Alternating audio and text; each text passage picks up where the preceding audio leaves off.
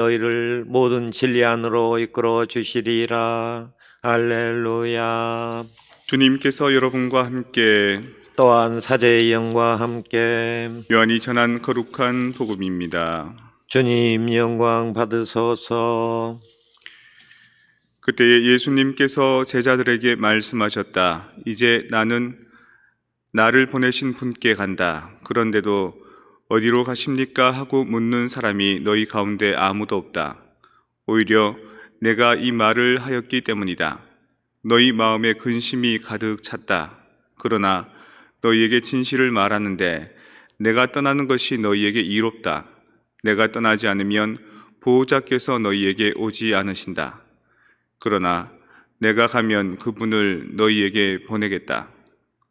보호자께서 오시면 죄와 의로움과 심판에 관한 세상의 그릇된 생각을 밝히실 것이다.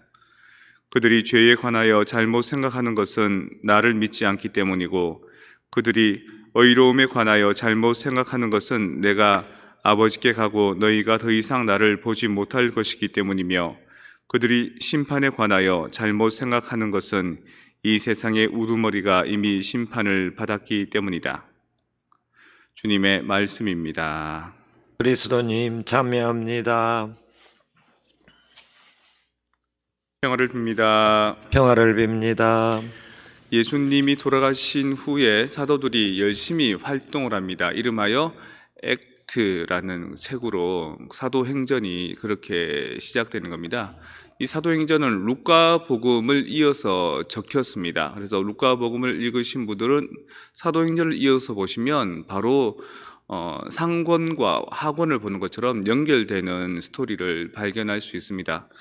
사도들 중에 12사도라고 도데카라고 불리는 12사도가 있지만 이 12사도들보다 훨씬 더 우리 초기 교회 공동체에 막강한 영향을 준 사람이 바로 사도 바오로입니다. 신약 성서에 제일 먼저 쓰여진 글이 바로 사도 바오로의 편지글이기도 하듯이 사도 바오로는 전 방향을 다니면서 또 많은 문헌을 남기면서 우리 교회에 아주 막대한 영향을 남겼습니다. 초기에 사울이라는 이름으로 이 히브리인들의 전통 신앙인 율법을 지키는 사람이었지만 예수님을 만나고 난 뒤에는 완전히 그 삶이 바뀌어 버립니다. 그 이전의 삶으로 절대 돌아갈 수 없게 된 거죠. 그래서 1차, 2차, 3차 목숨을 거는 정교 여행, 선교 여행을 떠나고 오늘 이 필리피 지방에서는 2차 선교 여행에서 곤혹을 치르게 됩니다. 필리피라는 곳은 사실 그리스의 마케도니아의 지역이었습니다. 마케도니아에서도 우리가 잘 알고 있는 알렉산더 대왕의 아버지인 필리포 2세의 이름을 따서 지은 도성이고요. 또 그 이후에도 로마 시대 아주 치열한 격전지이기도 합니다. 그러니까 마케도니아라는 나라도 거의 징기스칸 다음으로 나폴레옹보다 훨씬 더 많은 땅을 지배했던 그런 어떤 대제국이었던 것처럼 전투력이나 통치력이 상당히 엄격했고요. 그 뒤에도 로마 시대에도 그 지역을 두고 어마어마한 전투가 벌어진 것을 보기만 해도 그 지역이 얼마나 통치와 관리에 있어서 엄격한 지역인지를 잘 알 수 있습니다. 그래서 바오로 사도가 그곳에 가서 곤욕을 치르는 것은 이스라엘에서 곤욕을 치는 것과는 또 다른 배경에서입니다. 이스라엘에서는 유대인들의 전통에 대해서 반대하는 의미들이 강해서 곤욕을 치루었다면 이번에는 그리스 지역의 그리스 로마의 신화들, 다신들에 대한 부정을 했기 때문입니다.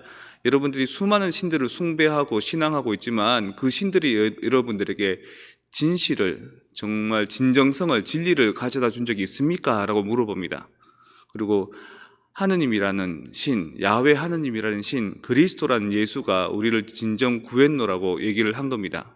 그래서 일부는 그런 신앙에 대한 어떤 논쟁 때문에 그들에게 뭔가 위해를 가하기도 했고요. 또 일부는 그 지역에 있는 유대인들, 유대 전통을 지키는 사람들이 또 사람들을 부추겨서 또 그들을 위해하기도 했습니다. 물론 어제 독서를 보면 리디아라는 옥감 장수가 바오로와 실라를 모시고 집안에서 음식을 초대하는 얘기도 나옵니다. 그리고 세례를 받는 얘기도 나오지만 또 반대로 이들을 반대하는 이들도 있는 거죠. 그래서 그쪽 행정기관에서 이들을 잡아다가 매질하고 감옥에 가둔 겁니다. 그 사회에서 확인되지 않은 어떤 가르침을 가르친 거죠. 한국 같은 경우에도 유교 문화 안에서 서양의 종교, 동양의 학문이 아니라 서학을 들여와서 그냥 학문적인 공부만 하는 것이 아니라 그것이 가르쳐주는 가르침과 신심행위를 했을 때 그것이 엄청난 박해로 이어졌던 것처럼 이 그리스 로마 지역에서도 이 다신의 문화 안에서 그리고 또 유대교를 믿는 사람들의 어떤 이방인 유대인들의 어떤 질시 안에서 이들은 이렇게 곤욕을 치른 겁니다. 배경은 이제 이러해서 감옥에 갇히게 되는데 이제 여기서 뭔가 소설 같은 일들이 정말 예상치 못한 일들이 벌어지는 거죠. 지진이 납니다. 우리 여기 토렌스 지역도 가끔 지진이 와서 이렇게 흔들리긴 해도 지진이 나서 문이 열리고 그야말로 감옥 자체가 이렇게 조금 파손되고 붕괴되어서 이제 무너진 경우는 흔치 않거든요. 근데 그렇게 가둬놓은 죄수들을 가둬놓은 문이 다 열려버리니까 책임은 그 죄수들을 지키는 간수가 지게 되는 거죠. 간수가 자기의 할 바를 다 못했기 때문에 자기에게 다가오는 질책들, 자기가 질 책임들 때문에 스스로 목숨을 끊으려고 할 때 문이 열렸음에도 불구하고 도망가지 않은 바오로가 간수에게 이해가는 거죠. 자기 목숨 해치지 마시오. 우리가 도망가지 않고 여기 있어. 그것에 이제 감명받은 간수가 바오로로부터 세례를 받고 또 신앙을 받아들입니다. 그러니까 아주 최악의 상황임에도 불구하고 그 최악의 상황에서 오히려 복음을 선포할 수 있는 가능성을 발견한 것이 바로 바오로 사도인 겁니다. 상황이 좋거나 상황이 나쁘거나 따지지 않고 내가 믿는 신앙에 대해서 신념하면서 그것들을 선포하는 것, 그 신앙의 가치를 보여주는 것. 막시밀리아노 마리아 콜베 성인이라고 계십니다. 저희 꼬멘토알 프란치스코 수도회에 대부분의 성인 성녀들이 중세기 때 성인 성녀들인데 근세기 와서는 한 명의 성인이 나지를 않았습니다. 뭐 여러 가지 이유가 있겠지만 그만큼 살아가는 삶에 있어서 습관된 삶을 살았겠죠. 그냥 사는 탄력으로 살았기 때문일 겁니다. 그런데 딱 한 사람이 성인품에 올랐는데 그 사람은 신앙 때문에 목숨을 내어놓은 순교자가 아니라 사랑 때문에 목숨을 내어놓은 사랑의 순교자라는 이유로 성인이 되신 분입니다. 그분은 폴란드 사람으로서 독일이 나치에 의해서 아우슈비츠 수용소에서 돌아가신 분입니다. 많은 사람들은 꼭 유대인들만 희생됐다라고 생각하는데 유대인들보다 훨씬 많이 희생된 사람들이 집시들이고요.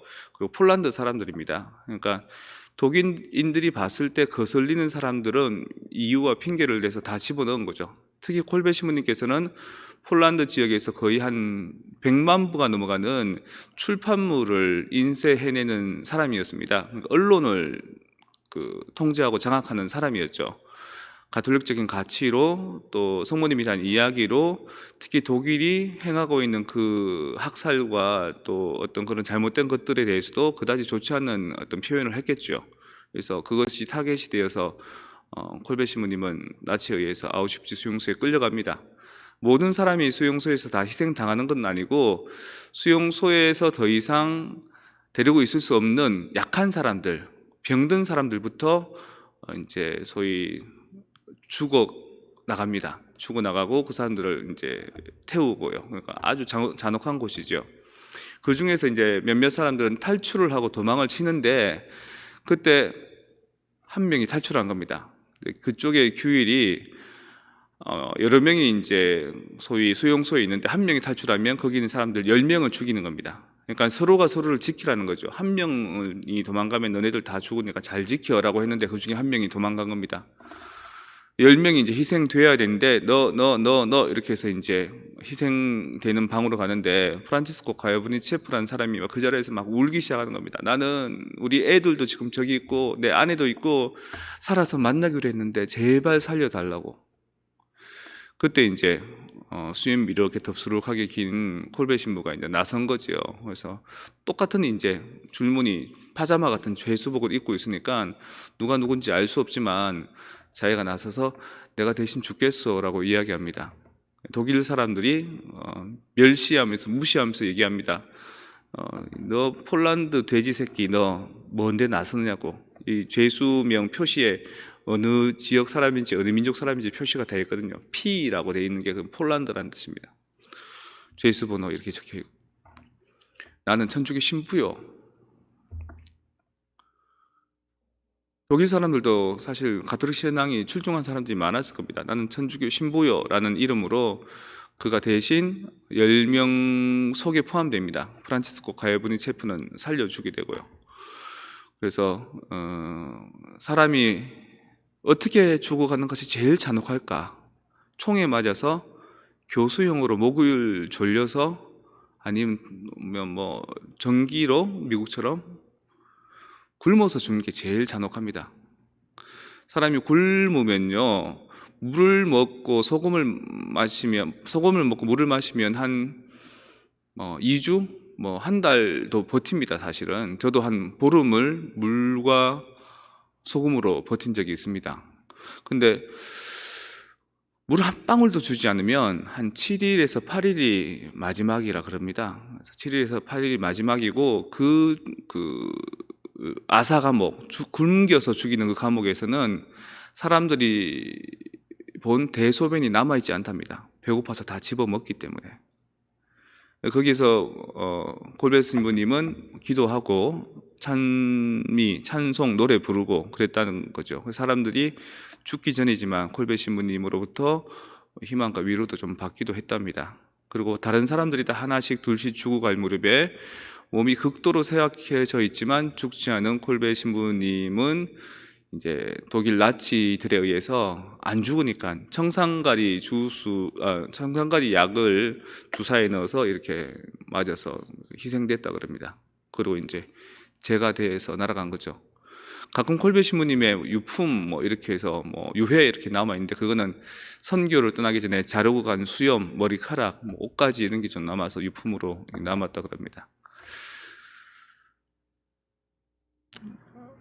수용소에서 사람들이 많이 살아남았죠. 그래서 유대인들이 끝까지 그 당시 나치의 잔혹한 범죄를 추적합니다. 그리고 심판합니다.